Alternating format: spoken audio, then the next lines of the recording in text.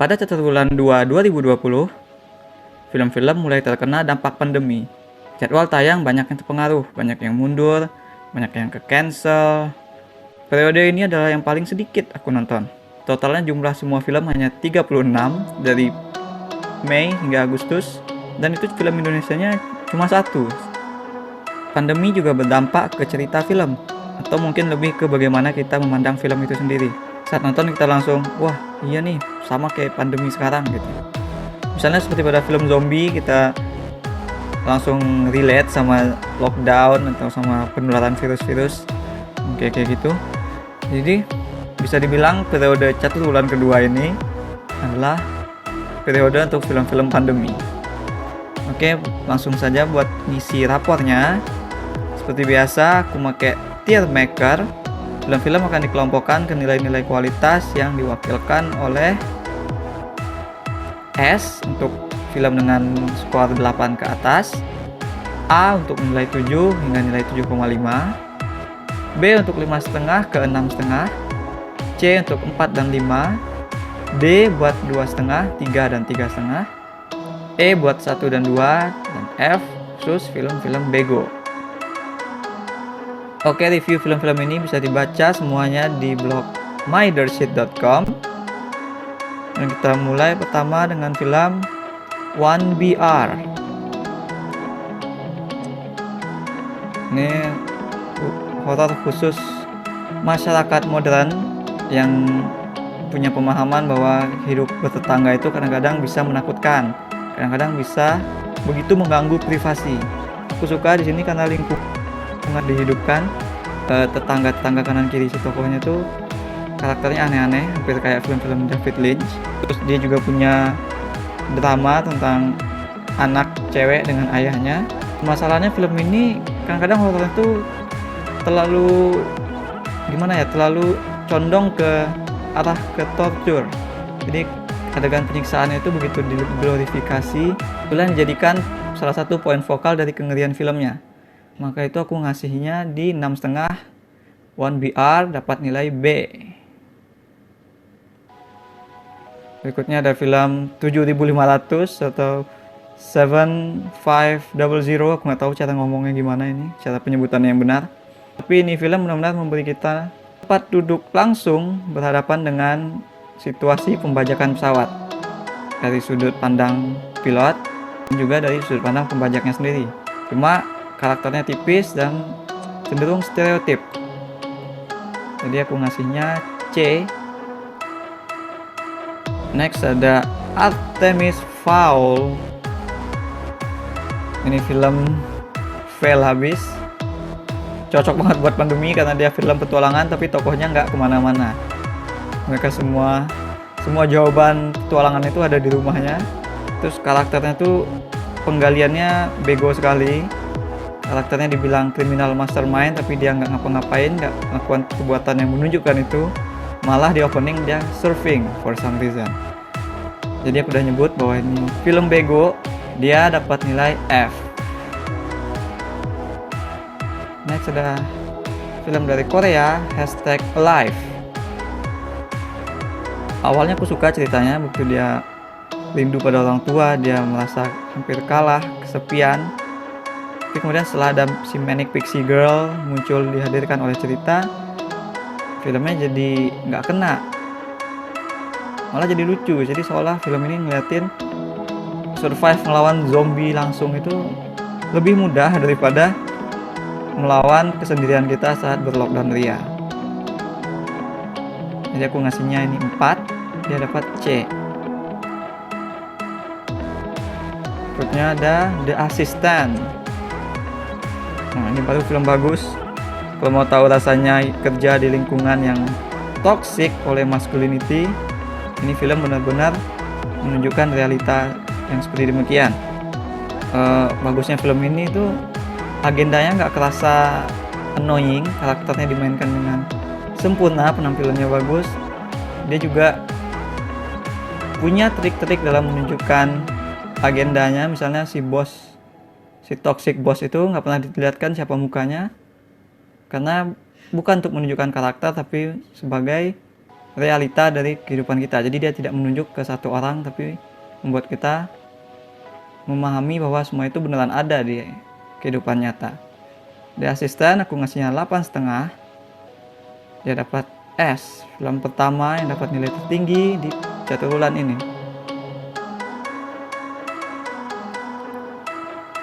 Berikutnya ada Becky. Ini Home Alone versi sangat brutal. Menghibur, tapi ya hanya sebatas menghibur. Karakternya nggak ada bobot, karakternya satu dimensi. Degradasi Becky jadi anak sadis itu nggak kerasa karena sejak awal Becky-nya ya nggak easy to be around with. Dia nggak baik lah istilahnya, dia melawan orang tua dan segala macam. Jadi kurang di growth karakternya. Aku ngasihnya C karena aksi bunuh-bunuhannya ya cukup menghibur lah. Dia dapat 5. Lalu ada Capone, film yang dimainkan oleh Tom Hardy. Mestinya powerful, tapi jadinya kocak, nggak tahu sengaja atau enggak. Di sini demensia itu dimainkan oleh Tom Hardy malah jadi kayak parodi. Jadi banyak adegan yang mestinya emosional jadinya malah lucu. Itu nggak nyampe, aku ngasihnya nilai D di 3, dapatnya D.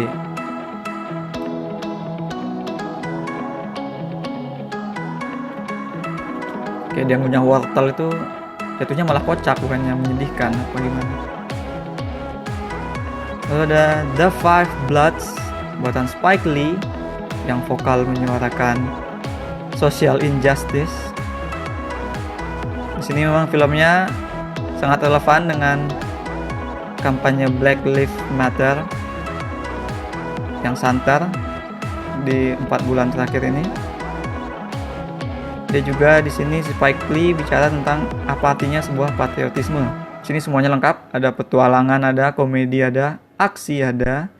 Tapi Spike Lee di sini nyelipin berbagai klip dari kejadian perang atau kejadian trauma perang yang nyata, kayak orang dibakar hidup-hidup, dan itu bisa jadi disturbing.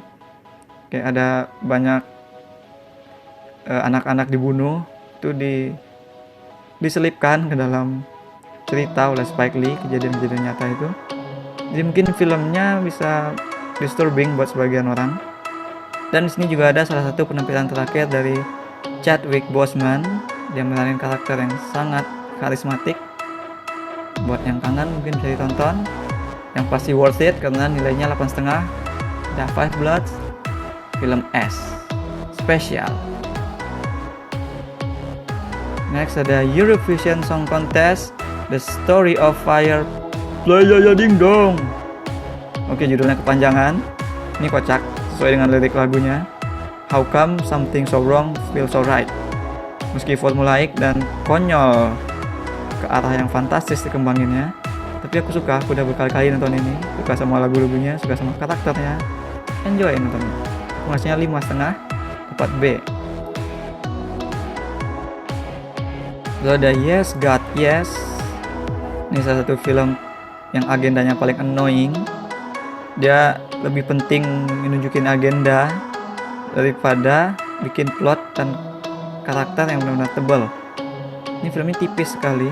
Lebih baik jadi film pendek aja. Dia adalah tebal tapi juga cringe di saat yang bersamaan. Jadi menurutku setelah ada Lady Bird yang bahasannya mirip, aku kira film ini nggak perlu lagi ada. Karena Lady Bird tuh udah bahas semuanya dengan cara yang lebih terhormat. Aku ngasihnya 5. Dan aku yakin ada banyak SJW yang suka sama film ini. Jadi dia dapat C. Next ada A Good Woman Is Hard to Find. Cerita revenge action yang kuat dari sisi psikologis tokohnya yang cewek. Jadi cewek itu selalu tertindas sehingga mereka ya jadi balas dendam. Walaupun semua itu ngaruh ke mental mereka. Bagus untuk ditonton.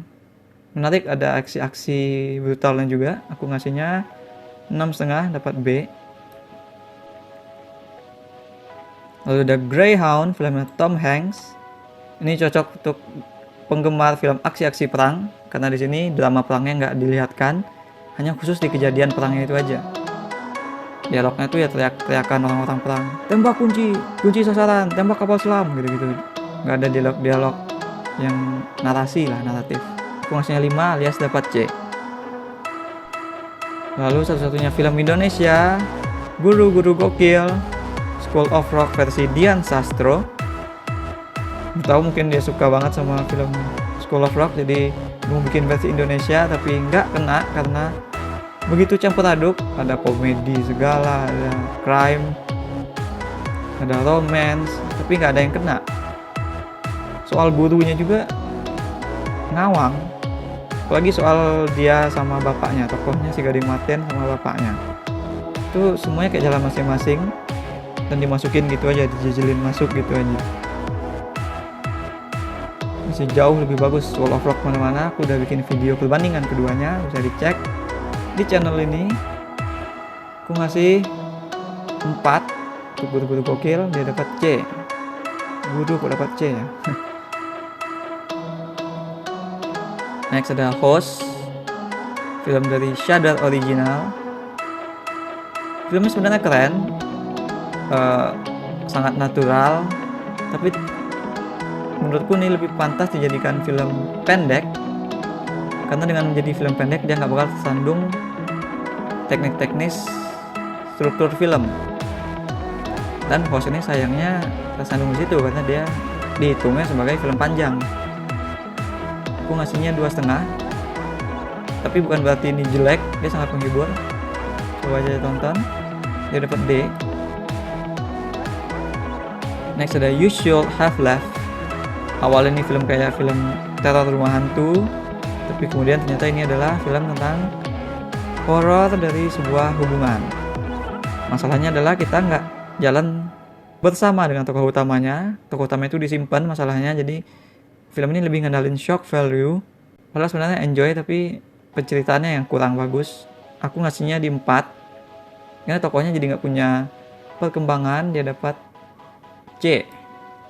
Barang Guru-Guru Gokil. Next ada The Lodge. The Lodge ini horor yang keren, dia punya banyak ambiguitas, tapi penceritaannya itu bikin frustasi. Sudut pandangnya pindah-pindah, kadang kita disuruh setuju sama Grace, kadang kita disuruh kasihan sama anak-anak yang ia asuh di The Lodge itu. Jadi ya kurang benar lah penceritaannya, mestinya ambil salah satu aja. Aku ngasihnya 5, dapat C juga. Lalu ada filmnya si Kumail Nanjiani yang terbaru, The Lovebirds. Ada metafora soal komedi pasangan yang mau putus, tapi mereka harus melakukan hal bersama-sama, mereka terjebak melakukan hal bersama-sama. Sayangnya komedinya dipilih jadi komedi receh, jadi segalanya tuh ya nggak kena, jadi kayak parodi, tapi itu seperti Guru-Guru Gokil masalahnya sebenarnya. Di sini di Lovebird ini misteri crime-nya adalah misteri pembunuhan. Kalau Guru-Guru Gokil crime-nya adalah perampokan uang. Aku ngasihnya, makanya aku juga ngasih The Lovebird itu agak sedikit lebih tinggi dari Guru-Guru Gokil, 5, dan itu ternyata C juga. Jadi mereka di satu kelas yang sama. Next ada Never, Rarely, Sometimes, Always. Bukan karena because, selalu, always ya, itu mah candaan anak-anak tahun 90-an. Si Never, Rarely, Sometimes, Always ini salah satu favorit SJW juga, karena agendaish banget. Sebenarnya dia real, motret real, tapi ya kalau film ya harus ada karakternya lah, jangan hanya menampilkan, nanti jatuhnya jadi stereotip atau bikin sesuatu yang terlalu banal gitu. Film ini kayak kalau film Marlina, si Marlina di Marlina Pembunuh 4 Babak, nggak sadar dan nggak bertransformasi. Ya kayak Marlina, kalau si Marlina itu berkubang sebagai victim aja gitu. Jadi fungsinya juga 5, dapat C. Wah, banyak film yang dapat C ternyata ya di sini. Lanjut ada The Old Guard. Film dimana Theron jadi immortal. Ini bagus. Salah satu film action Netflix yang nggak berat oleh eksposisi dan punya karakter yang mitologinya cukup asik untuk dijelajahi. Kalaupun ada kurang-kurang eksplor, mungkin ini karena filmnya diniatkan sebagai franchise mungkin, atau mungkin bakal ada sequelnya. But for now dia cukup seru, aku suka. Aku ngasihnya 5,5. Dia bisa nongkrong di B. Next ada Palm Springs. Ini komedi yang cerdas, mengolah konsep time loop. Sebagai komedi romantis, dia juga unik karena tokoh-tokohnya benar-benar fresh. Masalahnya tuh keduanya punya sudut pandang yang berlawanan dan dieksplor dengan benar. Jadi mereka ini menarik semua. Cuma si tokoh cewek yang jadi supportingnya itu jadi jauh lebih menarik daripada tokoh utamanya, karena tokoh utamanya itu disimpan. Dia punya masa lalu yang disimpan. Jadi tokoh utamanya jadi kurang tergali. Dan itu menurunkan nilai untukku. Aku ngasihnya jadinya 6. Karena menurutku harusnya karakter utama yang digali, bukan karakter sampingan yang jadi penggerak cerita. Aku ngasihnya di B. Harusnya bisa lebih baik lagi. Next ada sequelnya Train to Busan Peninsula. Ini Train to Busan yang udah jadi Mad Max. Hanya Mad Max-nya kelihatan banget palsu dan terlalu mengandalkan CGI. Padahal kan Mad Max biasanya efek praktikal ya. Jadi film Peninsula ini nggak spesial, kalah jauh sama Train to Busan, tapi masih oke untuk dinikmatin. Just because kita semua nggak punya tontonan lain. Jadi aku kasih nilai 4, dapatnya nilai C juga. Lalu ada American Pickle. Menarik bahasannya tentang bagaimana pandangan orang tentang American Dream. Bagaimana posisi American Dream di cancel culture kayak sekarang ini. Seth Rogen kayaknya have fun banget mainin dua versi dirinya. Dia berdebat dengan dua sisi tersebut. Sayang film ini nggak berani total. Dia masih kayak nahan-nahan gitu buat nyari-nyari cara aman dalam menunjukkan gagasannya. Aku ngasihnya B, harusnya bisa lebih total lagi. Dia dapat 6. Lalu ada Project Power. Ini konsepnya menarik. Ada pil yang bisa bikin orang kayak tokoh-tokoh di My Hero Academia bisa jadi punya kekuatan superhero. Tapi garapannya klise. Storytellingnya tuh klise, narasinya tuh udah lumrah lah, nggak spesial. Mestinya film ini yang minum pil itu biar jadi makin ganas. Aku ngasihnya 5, dapat C. Lalu ada Relic. Ini salah satu film horor terbaik tahun ini. Dia menggambarkan demensia itu dengan benar-benar manusiawi, makanya menakutkan. Semua horornya itu dijadikan pensimbolan dari demensia itu sendiri. Tentang bagaimana orang bisa jadi kayak orang lain saat dia melupakan kita. Nggak ada jump scare, di sini nggak ada jump scare. Tapi memang ada hantunya yang dibikin sedikit terlalu literal. Aku nggak tahu kenapa mereka milih begitu, tapi aku tetap ngasih dia 7,5, dapat A. Nice. Lalu ada The Rental, film dari si Franco, gengnya Seth Rogen juga. Ini awalnya bagus, ketika bahas soal prasangka dia menarik, tapi kemudian jatuhnya jadi film thriller generik karena menampilkan karena memilih untuk nampilin penjahat tuh, si pembunuh yang benar-benar ada gitu, terus kerjaannya cuma ngerekam orang. Itu kayaknya udah banyak film-film kayak gitu, film-film dimana penjahatnya melihat dari layar komputer tersembunyi, dari balik kamera tersembunyi. Ini generik dan endingnya juga kayaknya nggak nambah apa-apa buat gagasannya, balik ke gagasan lagi apa gimana. Aku ngasihnya 4, jadi C. Next ada Resistance, si Jesse Eisenberg jadi pantomim di sini. Ini biografi tentang patriotisme seorang pantomim yang menyelamatkan banyak anak-anak di Perang Dunia Kedua dulu. Sayang ya, film ini nggak mengeksplorasi itu. Dia cuma menampilkan, dia cuma menyoroti kejadian itu. Dia nggak mengeksplorasi apa ke dalam-dalamnya tentang si tokoh si pantomim ini. Dia kayak film-film biografi khas di Indonesia, nampilin lompat-lompatan periode, nunjukin peristiwa penting dari hidupnya si tokoh. Jadi ya normal-normal aja, nggak ada spesial. Aku ngasihnya C, dia dapat 5. Ntar di sini ada biografi yang unik sebagai pembanding. We'll get to that.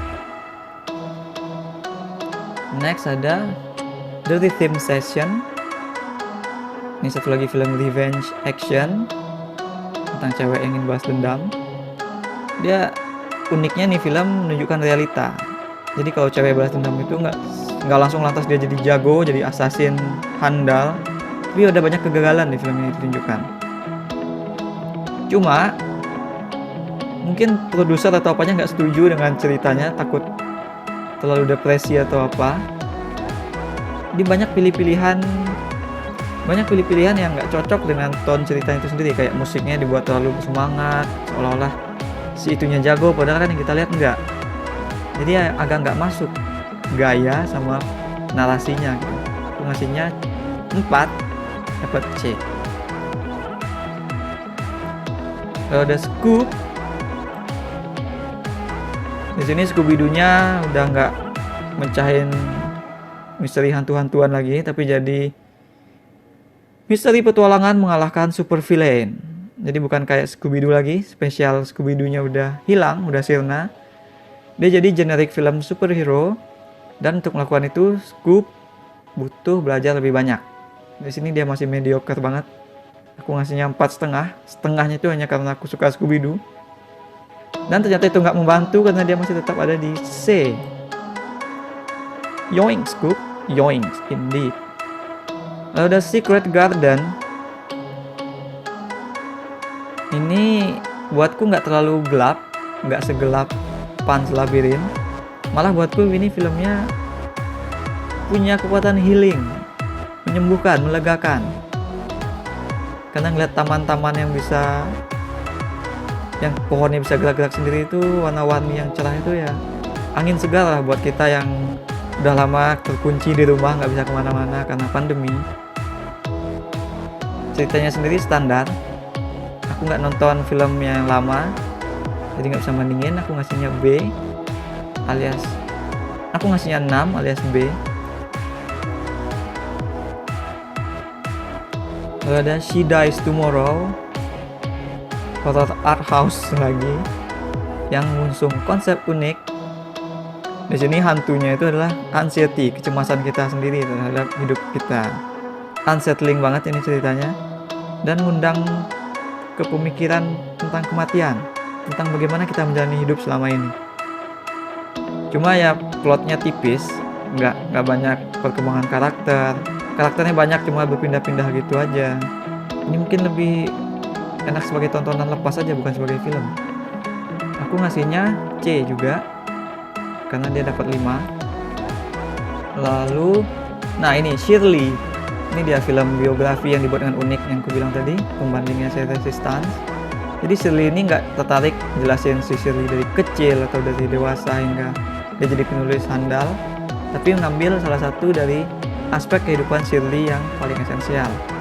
Dia pengarang yang eksentrik, dan itu yang digali oleh film ini. Di sini permainan aktingnya jempolan semua. Cuma kadang-kadang ceritanya bisa jadi agak membingungkan, ceritanya bisa agak berat buat sebagian orang. Jadi kalau nonton ini harap fokus 100%. Ceritanya bagus, serius, karakternya bagus. Sayang kalau kita nonton ini kemudian tertidur hanya karena kita lalai nontonnya. Aku ngasihnya A, 7. Lalu ada Spree, satir, dark humor tentang perilaku manusia di era konten seperti sekarang. Ini dipersembahkan sebagai cerita villain, tapi sayangnya dengan kecohan. Dikembangannya dengan kecohan. Jadi kita nggak lihat perkembangan tokohnya, kita nggak lihat degradasi dia bisa jadi kayak jahat jadi seperti itu, gaya pikirnya bisa jadi kayak gitu.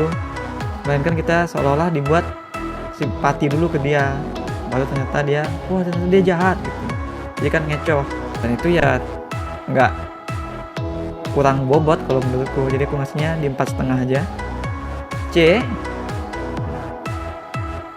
banyak C. Next ada King of Staten Island. Ini satu lagi, kalau ini sih semi autobiografi karena ceritanya tuh mirip sama kisah hidup pembuatnya, bahkan dengan kisah hidup si tokoh utamanya, si pemain tokoh utamanya. Cerita film ini mungkin memang agak panjang dan memang ngalor ngidul, tapi nggak pernah membosankan karena tokoh-tokohnya itu begitu natural. Komedi yang penuh pesona tentang seorang persona, gitu kalau aku mengungkapinnya dalam satu kalimat. Aku ngasihnya 7,5. Dapat A, berarti King of Staten Island.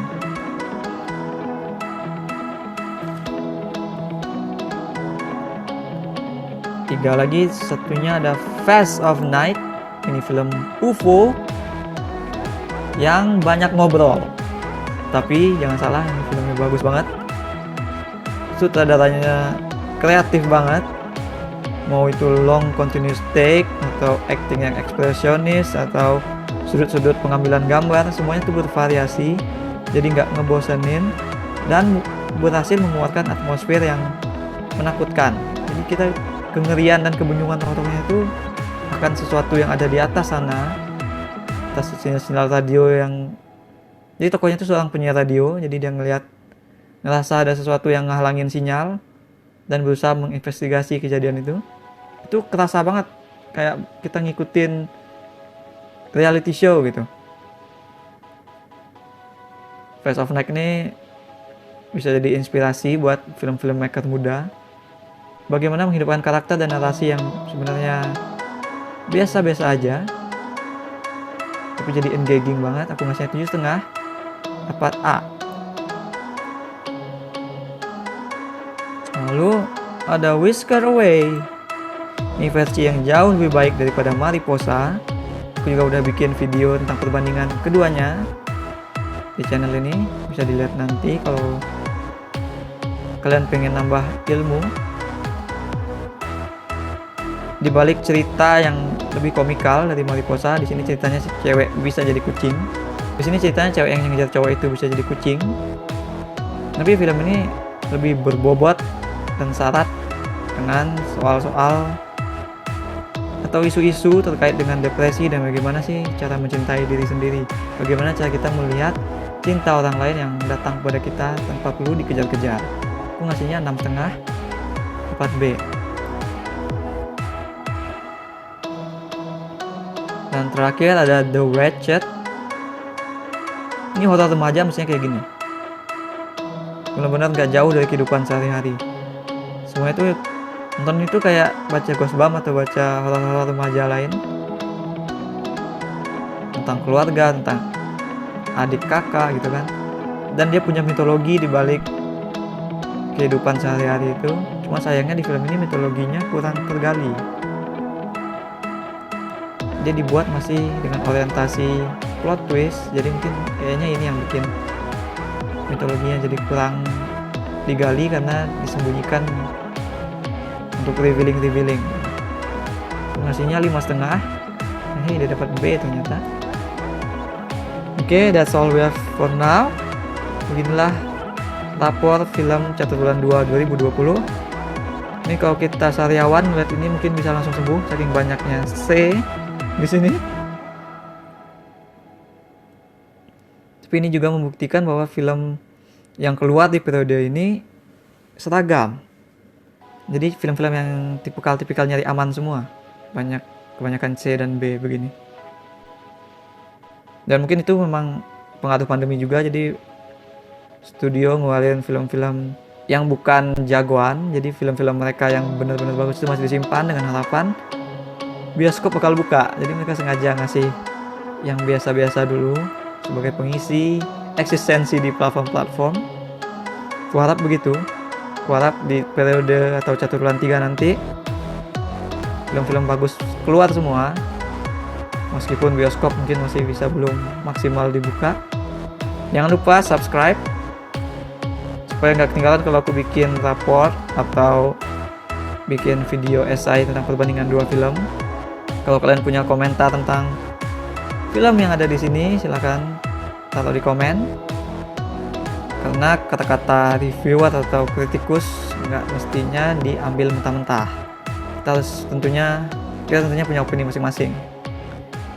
Oke, sekian. Because in life there are winners and there are losers.